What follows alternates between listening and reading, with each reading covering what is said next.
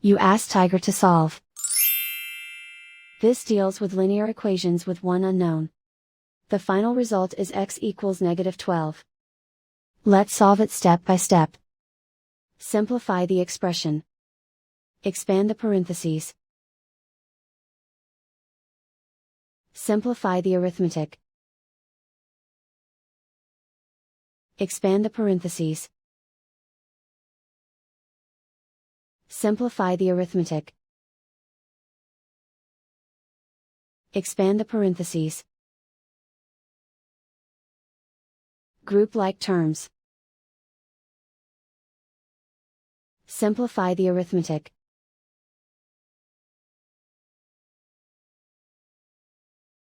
Expand the parentheses. Group like terms. Simplify the arithmetic. Convert the x into a positive number. Multiply both sides by -1.